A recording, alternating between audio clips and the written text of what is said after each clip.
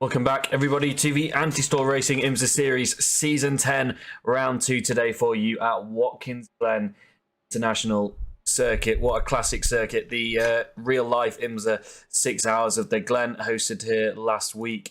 Getting ready to go through the final corner before we go green for Round 2. Albert Preem will have control of the pack. The safety car will peel in, and he will have to go inside the pre-described start zone from race control. All of the drivers be aware of that is, and Quinton Verdonk will have his eyes on Albert Preem at the side of his cockpit. And we're green from iRacing, and looks like we had a car jump out of line there, but we're all back going, and Maynard put straight under investigation, but popping out of line, and Albert Preem has driven away in turn 1.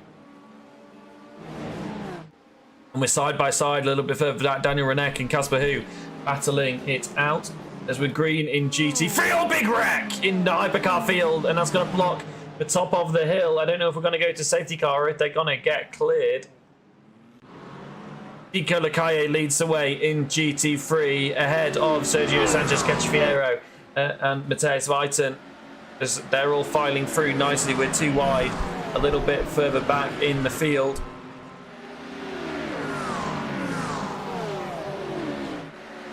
Michael Kellenberger looking to make a move on Alberto Casada. Can they get it done?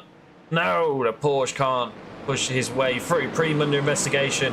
Another incident under investigation between... we've got another crash, actually, and that's what's under investigation, I believe. Try and keep you updated on that. Right, let's take a look at what happened in GT3. Samir Rashad in that blue Ferrari. Keep your eye on that car. Oh, all on his own. Who was that? Daniel Renek. Let's take a look at what happened to Daniel. Coming up on Casper Hu, we saw this. I don't know if there was contact. Well, I think that's just cold tyres on the outside. Daniel gets loose and unfortunately is collected. Then this is what happened to Casper Hu. No, he's already got damage here, so I'm not sure where Casper picked up that damage.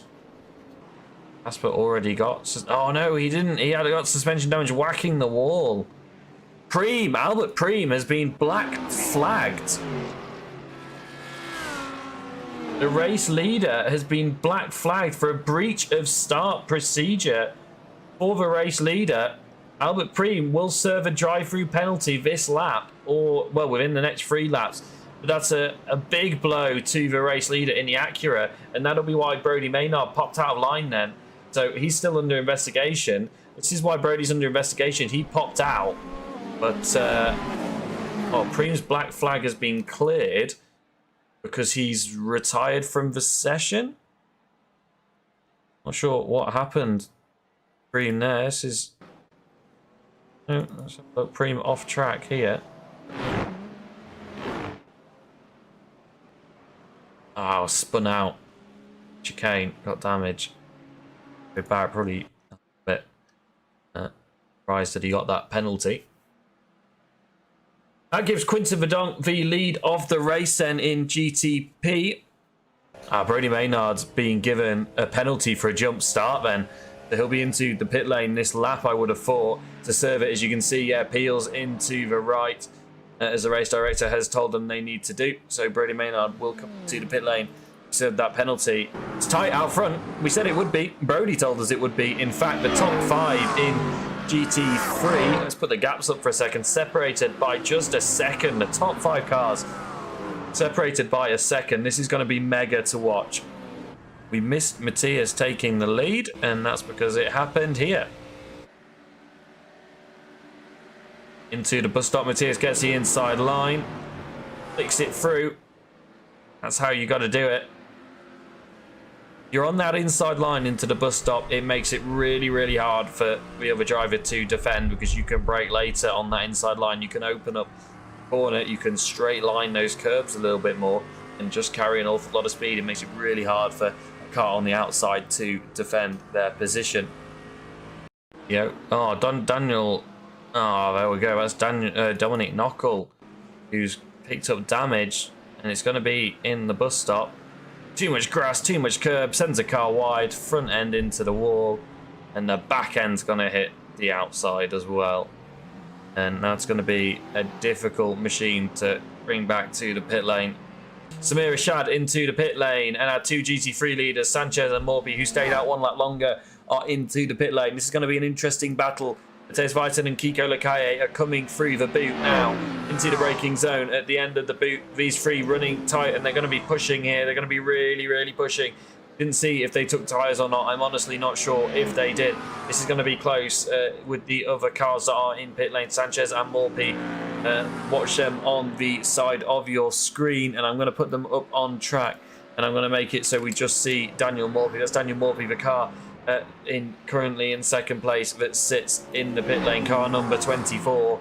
And we're going to be watching to see him moving. He's moving down pit lane. This is going to be close on the exit, and it's going to be close on track. Kiko Lakaye is alongside Mathias Vajten. Kiko Lakaye is going to look for a move into turn one. Kiko Lakaye is going to get the move done into turn one on the long-time race leader. And the cars that stayed out one more lap are coming out of the pit lane now. Daniel Morby has jumped Sergio Sanchez in the pits. That's one position for Daniel Morby. Daniel Morby is now coming up the hill, and he's got a lot of overspeed here. Mathias Vajten is going to be coming back at the race leader up into the bus stop chicane. Mathias Vajten on the outside line. We talked about the inside line being crucial. He's going to struggle to make it work on the outside line. He's going to try and make it work on the outside line. They go too wide through the bus stop. Didn't think we'd see this today, and that's going to give the opportunity to Mikel Takeda behind in the McLaren to try and follow his teammate, his Go Esports teammate through, and they're three wide nearly coming into the boot, and Mikel Takeda is going to get a move done down the inside, and Mathias Vajten here, surely that shorter, grippier, tighter inside line is going to work out here.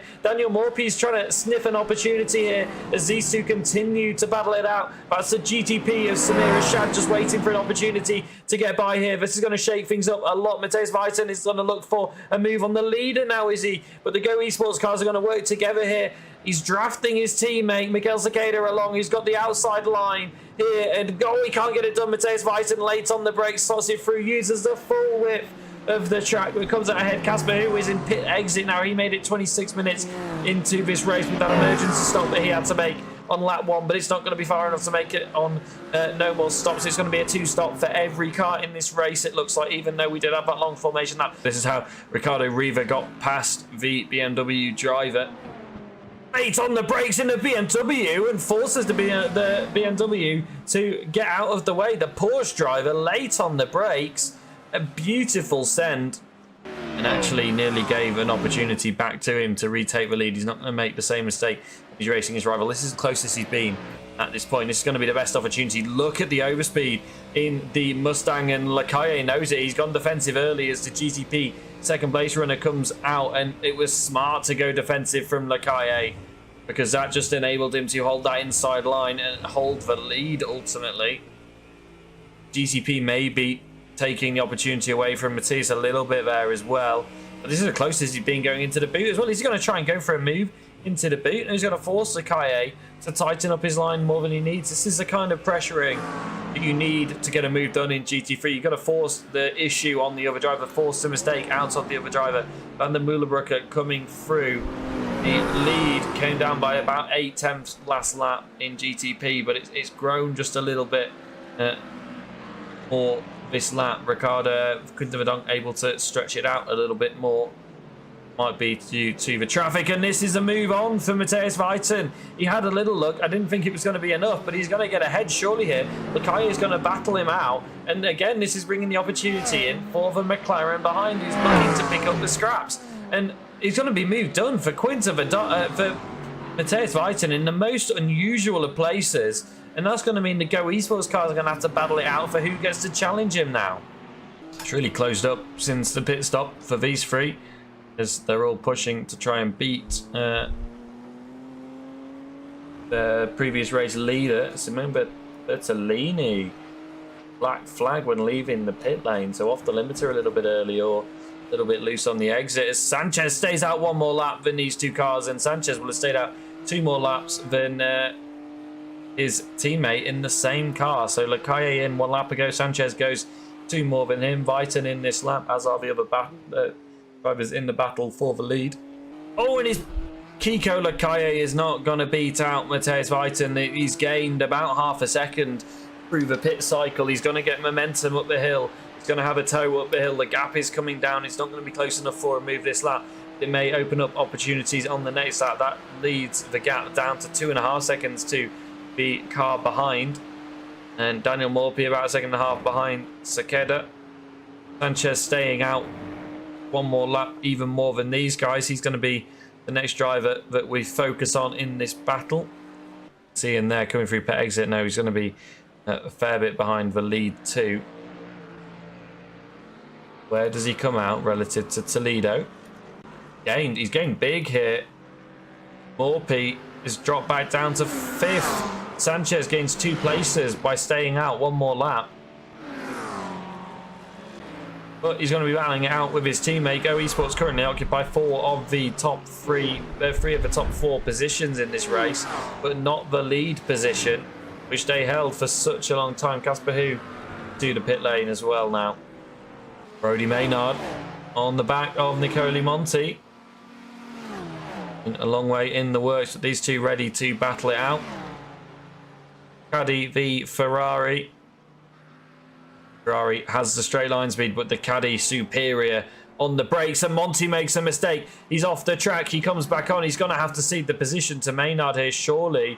I think if he doesn't, Brody will surely be on the radio asking for the position, and he does so. Maynard is ahead then, back up to P5. Kodakaya, Sergio Sanchez, Cachafiero, and Miguel Sadakeda. P2, P3, and P4. That's it. Oh, and he's off into the barrier! As we say that, Sanchez finds the barrier. With just 5 minutes to go, what happened to Sanchez all on his own, it looks like?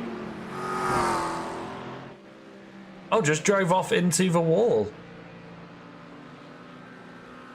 Very, very bizarre. Let's take a look at what happened on board, because it looked like he suddenly went a long way right hand down. Ran out of fuel, I think. Very bizarre.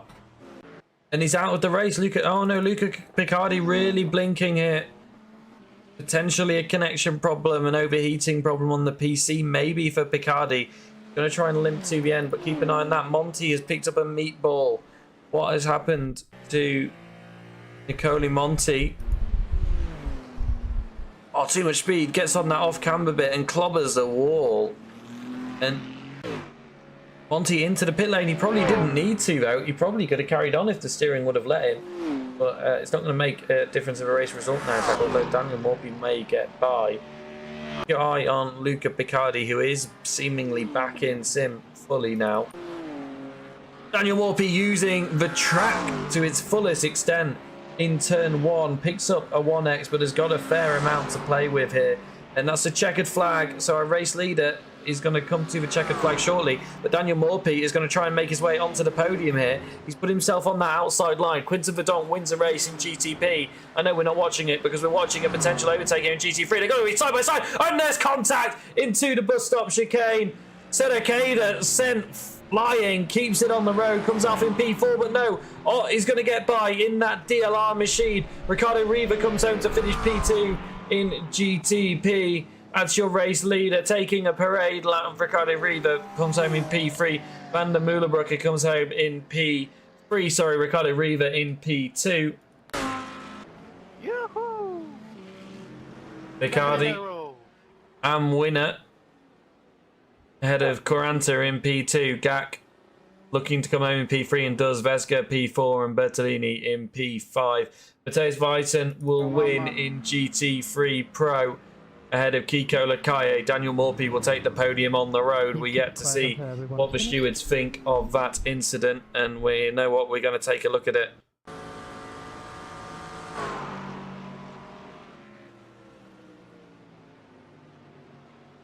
Really hard to judge. So difficult. Drivers to go side by side through that section. From the chopper. Really, really difficult to judge. Race control. I'm going to have a long look at that one.